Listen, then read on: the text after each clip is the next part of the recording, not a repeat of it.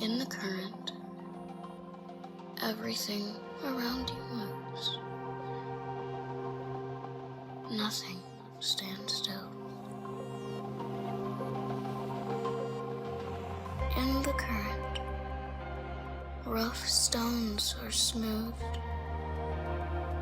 and new paths are formed.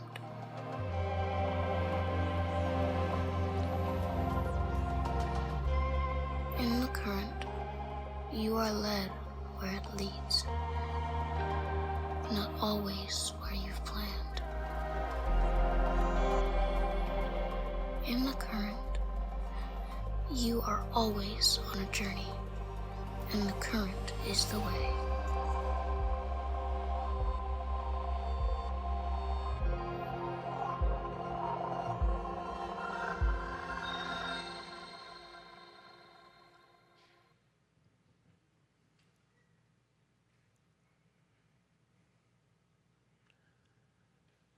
We can do better. In fact, we have to do better. I am very confident that I am not the only person in this room who was traumatized by the events that took place yesterday afternoon in Pennsylvania. The horror of that moment, the potential, what could have been and what was, and the outflow of that is a reminder to me that we have to do better. And it's on us. It's on us to do better.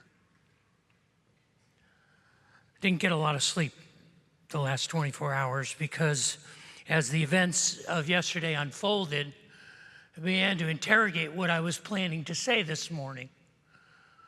And so I talked to Diane and I spent time reviewing and I pulled apart the message that I was planning to share and I prayed and sometime around 12:30 or 1 o'clock in the morning I became convinced that the message I had been working on all week was the message I needed to share with you today. Not in spite of what had happened yesterday afternoon, but because of it. See, I was planning to start this message today with a clever question. It was just, frankly, kind of hilarious. And I was planning to ask you, do you know what these people have in common? Michael Jordan, Richard Petty, Tiger Woods, a billy goat, and Tom Brady. They're all goats. Now, the billy goat is zoologically an actual goat, but Michael Jordan and Richard Petty and Tiger Woods and Tom Brady, we refer to as goats because GOAT is an acronym for the greatest of all time. Now, there is a reason that we say these are the GOATs, these are the greatest of all time, because they are professional athletes. And in professional athletics, we have a constant metric by which we can measure greatness. We keep score. We keep a record of wins and losses and championships. We have piles of statistics that tell us about the greatness of their abilities and their performances.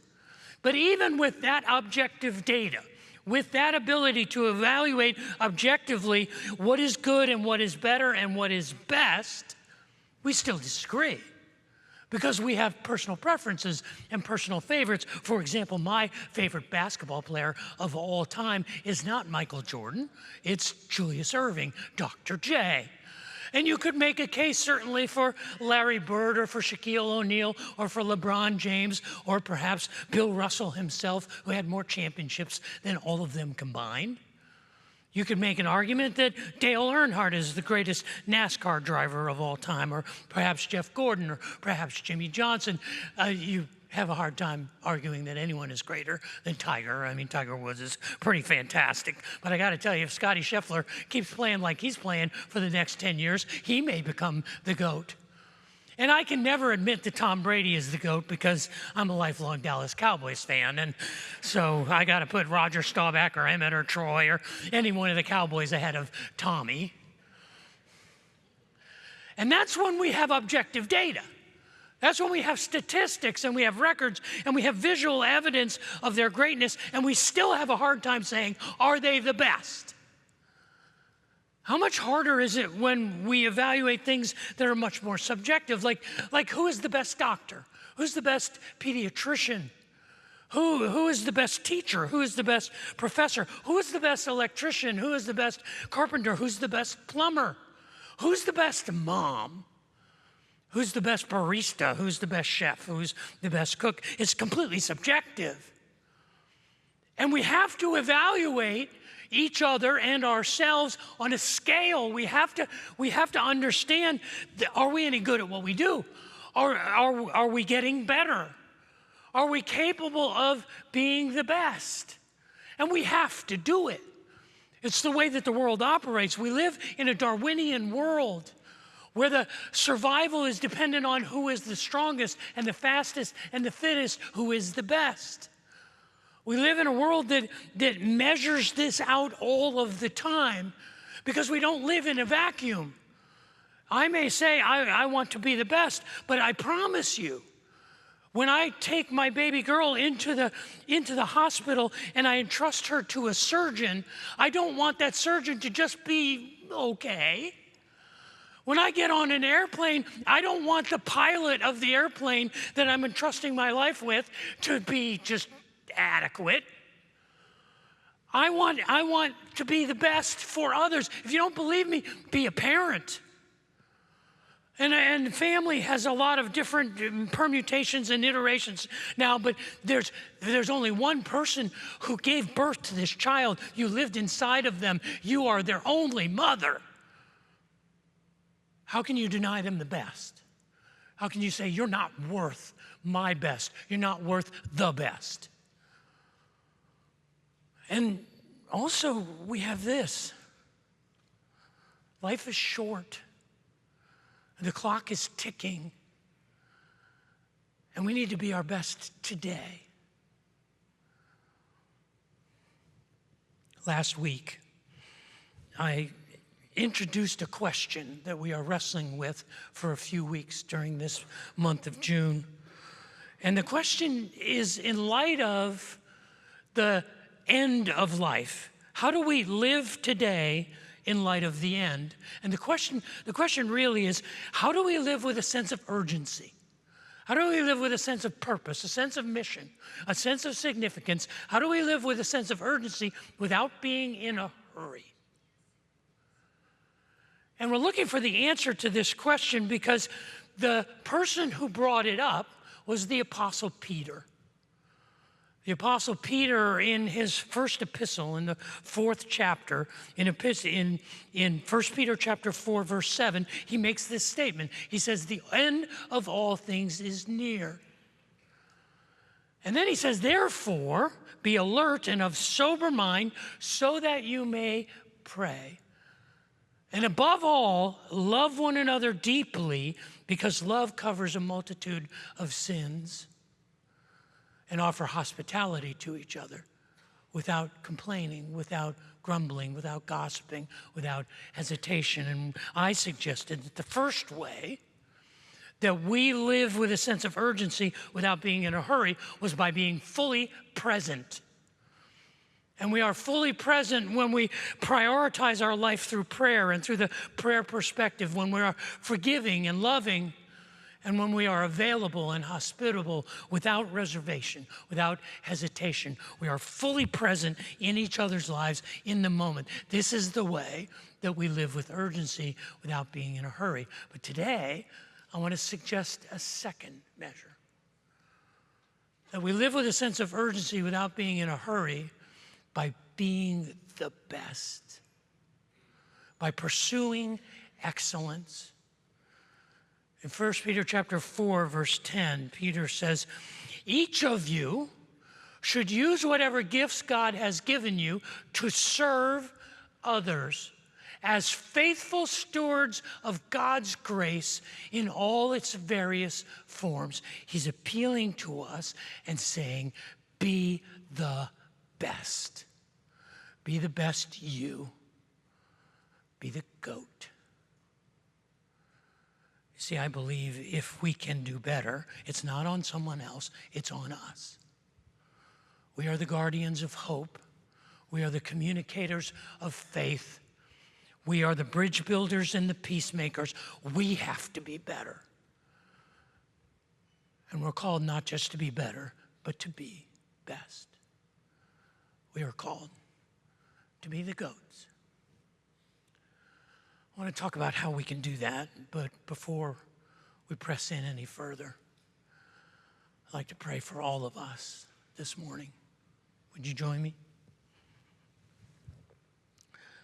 Father in heaven, I would ask that the words of my mouth and the meditations of my heart would be pleasing in your sight, that you would use your words spoken by your servant and anointed by your Spirit to call us to great. May we not settle, but may we be the best version of grace and hope and faith and love that we can possibly be. And may we be that voice in a world that is desperate for it. Pray that for myself and for my family, for all of us here. For I ask that in Jesus' name. Amen. In the 25th chapter of the book of Matthew, Jesus shares a parable.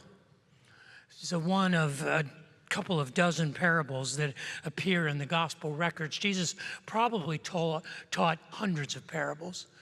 He spoke in parables because parables were a way for him to communicate these complex, abstract concepts in a variety of ways and make them clear. And in Matthew chapter 25, there's one of his most famous parables. It's often called the parable of the talents.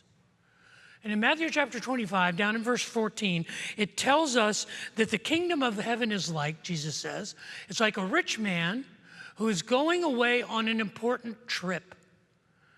And before he left on the trip, he called his servants into his presence, and he entrusted his wealth to their care while he was gone. It tells us that he charged his first servant, he gave him 5 talents, or 5 bags of silver. And the second servant, he gave 2 talents, or 2 bags of silver. And the third talent, he gave 1 bag of silver, dividing it in proportion to their abilities, and then he left on his trip.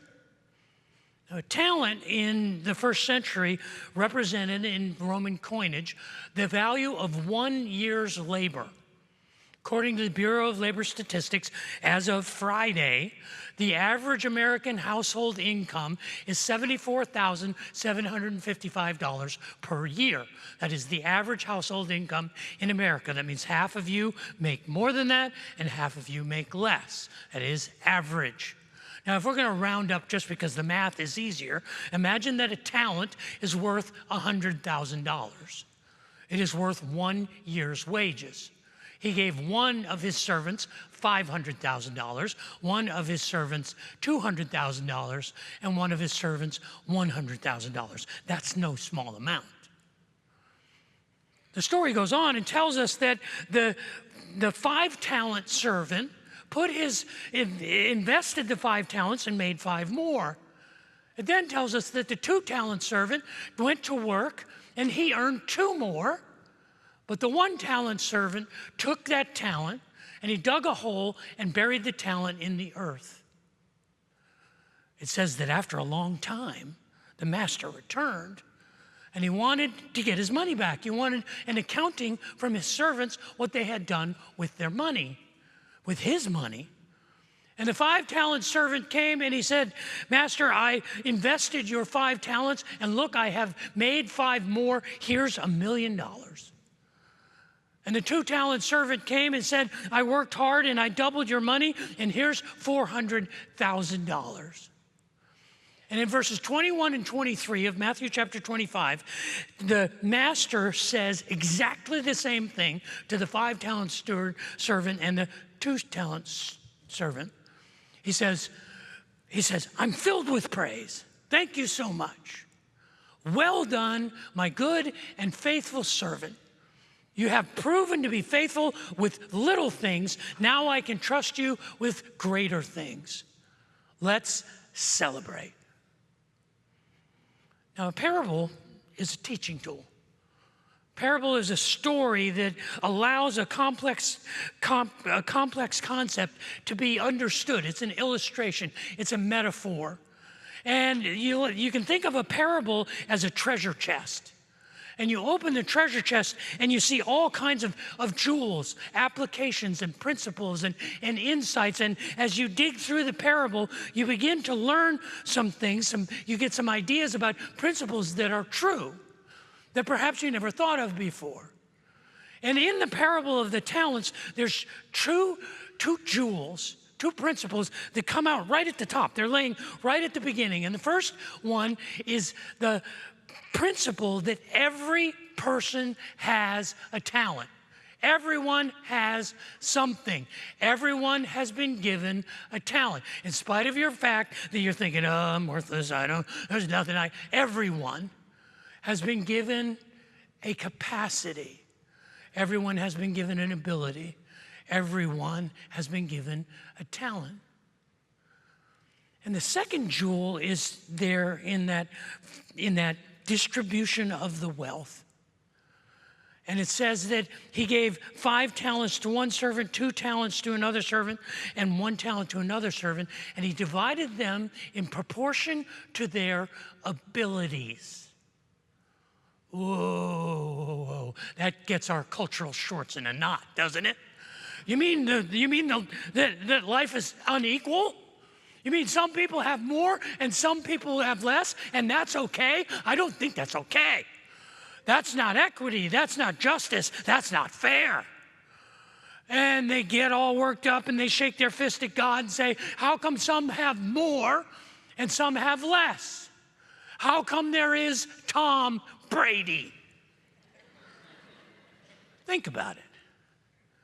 Do you realize the amazing physical talent this guy has? Did you ever see that YouTube video of Tom Brady throwing a football into what's called a jugs machine? It launches footballs so that players can catch them. He's about 30 yards away, and he throws the football into the jugs machine where it shoots it out. It's a hole about the size of a football. And at 30 yards, he throws it directly into it, and it shoots it back out to him. And he does it again and throws it directly in. And he catches the ball a third time, and he throws it so hard, it goes into the jug machine, knocks it over, and it shoots the football straight up in the air. He has incredible physical talent, and he's gorgeous. He's breathtaking. He's like, how come one human being can be this good looking and have this kind of physical talent? And have you seen his hair? He has perfect hair. He can grow it long, he can cut it short, he doesn't care.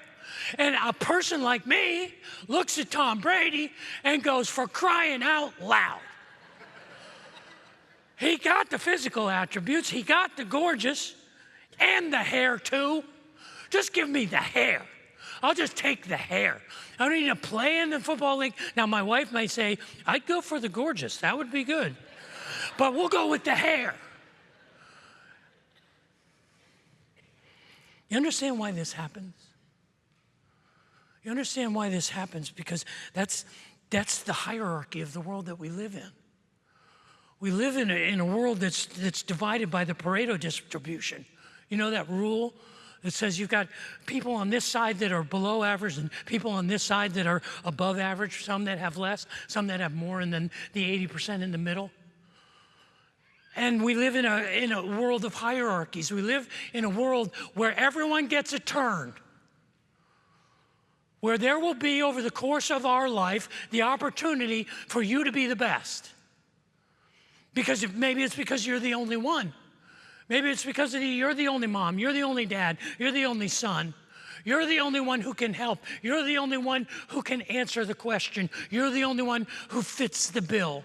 And we all are our best at some point in our life. We have all been given enough. None of us has been given more or too much, but we all have been given something. And all of us have the opportunity to be the best. I don't know if Peter remembered the parable of the talents. He was writing 1 Peter 30 years later. Can you remember stories you heard 30 years ago? Maybe. Maybe Jesus was such a compelling storyteller that Peter remembered the parable of the talents. We don't know if he remembered the parable of the talents exactly, but he remembered the principle behind it. Remember the jewels? In 1 Peter chapter 4, verse 10, he says, each of you should use whatever gifts you have been given. You know what he's saying? Each of us has a gift. Each of us has a talent. Each of us has a capacity to be the best. Each of us. He doesn't say whichever of you has been given a gift, you should use it. Or if you've been given a gift, you should use it. He is right there on the principle of each of you have one. Each of us has a talent and a gift. And then he goes on to say, here's why it's unevenly distributed. Because you've been given that gift, what does it say? To serve others. You know how that works? My strength fits in your weakness. My abundance fits in your need. Without my abundance and without your need, my abundance has no meaning, and your need is never met.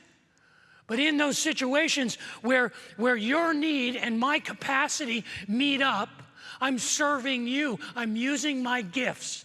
I'm making you better. You want to know what it means to be the best? The first principle, the first idea, the first metric for how do I measure whether I'm the best is, are you doing good? What does he say? When in verses 21 and 23 of Matthew chapter 25, the master says, he was filled with praise, and he looks at his servant, the 5-talent servant and the 2-talent servant, and he says, well done, my good and faithful servant. You want to know the metric for whether or not you are your best, whether or not you are the best? Are you doing good? And doing good simply means, am I making others better? Is what I am doing not simply garnering praise for myself or accumulating wealth or power or influence for myself, but am I doing things that serve others and make them better? Am I doing good? If you are doing good, you're your best. And he says, the second thing is to be faithful. Are you doing good, and are you being faithful? What is faithful? Faithful. I'm certain in this room today, everyone here has desires. Many of you have passionate ambitions and desires to succeed. You have worked hard to earn a good living, to build a company, to build a reputation, to create your own value. I'm absolutely confident that this room is filled with overachievers, people who want to succeed, people who are ambitious, people who are driven. And that's good. That's a good thing. It's not narcissistic. It's not simply egotistical. It's motivating, but it's not enough. It's never enough, because there's always more. And if you're driven and you're ambitious and you seek success, you will never be satisfied. Because we are not called to be successful. We are called to be faithful. And faithful is not sexy. Faithful is overlooked by everyone. No one sees faithful. Faithful is played out over decades. Faithful is played out when you're the one who shows up when you're supposed to, even if nobody else does. Faithful is reliable and trustworthy and loyal.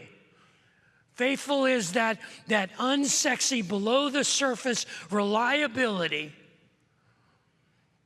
that no one sees except God. Because God sees it. Look at the story, the parable of the talents. At the end of verse 21 and at the end of verse 23, after the master says, "Well done, my good and faithful servants.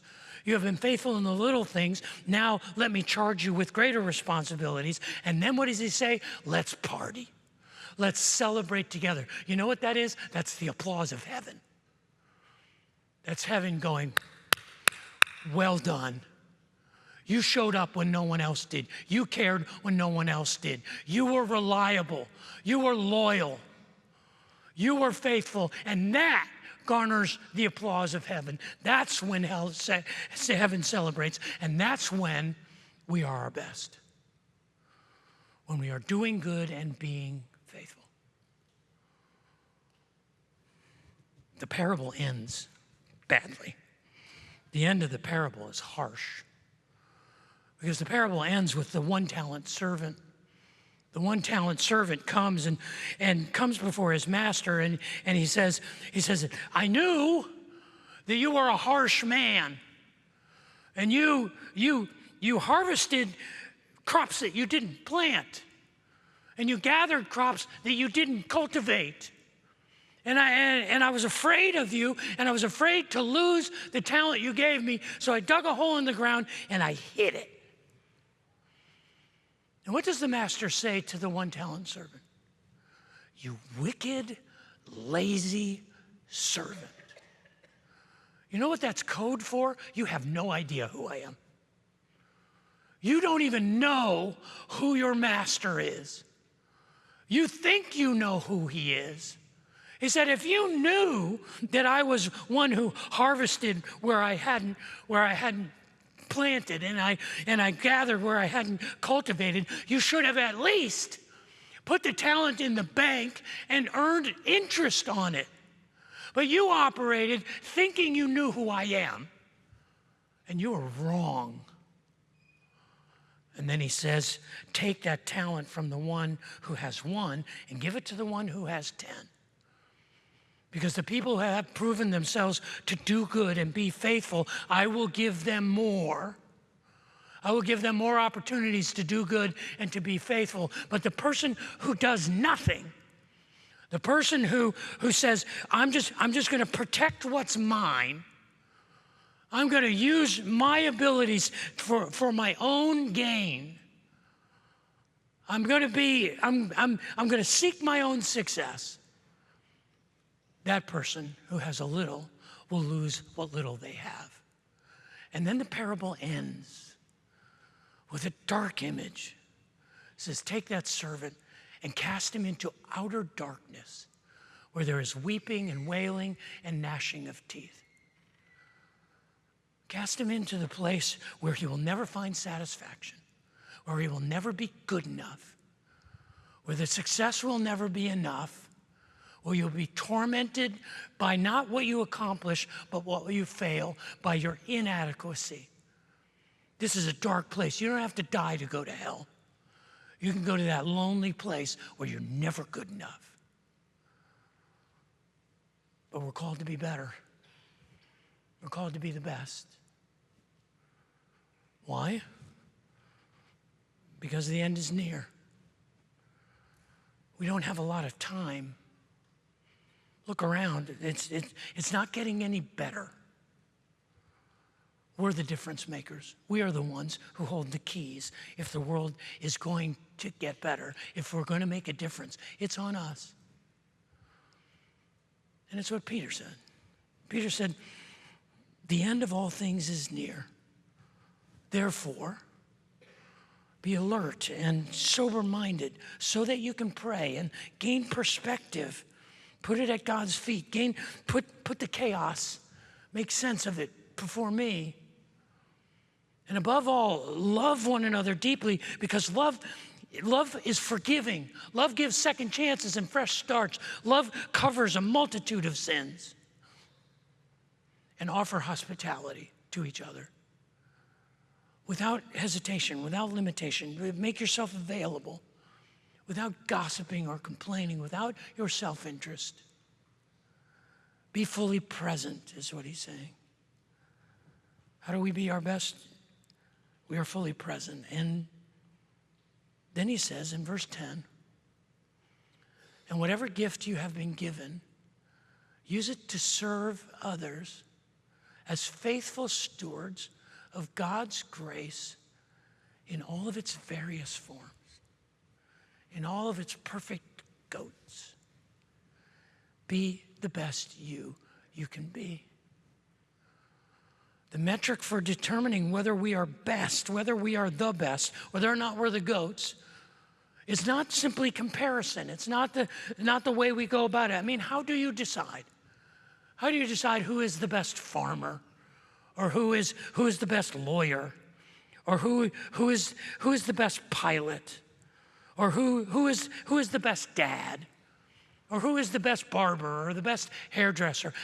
You can't decide who is the best. It's too subjective. But according to God's standards, any of us can be the best. We are all the best.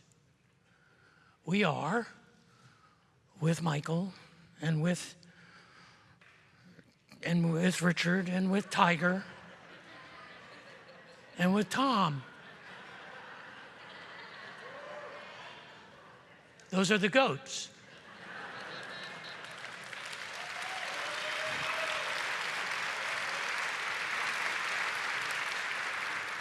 I want you to know you're clapping for yourself, because all of us belong there. Because I'm convinced that we are needed to be our best as much as ever. What I saw unfolding over the last few years, and particularly in the last few moments yesterday afternoon, was the desperate situation of a world that needs hope. It needs to understand grace. And it doesn't need people that talk about it. It needs people that do it. It needs us to be our best. We are the hope. We are the difference makers. We are the peacemakers and the bridge builders. We are the architects of faith and hope and love. We are the ones who are charged with making the world a better place.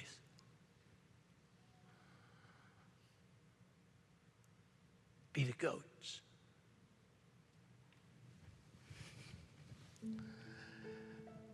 Father, I want to pray right now for us, that we have the courage and the commitment to be the best, not so that we can garner some reward for ourselves, but because we live in a world that is desperate for it. It's desperate for the grace that we know, the hope that guides us, the faith that preserves us, the love that inspires us.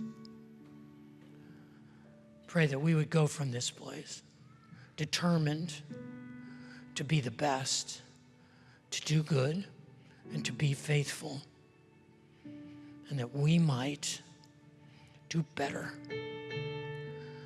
Pray that for myself, for my family, and for all of us here. For I ask that in Jesus' name, and all God's people said, amen.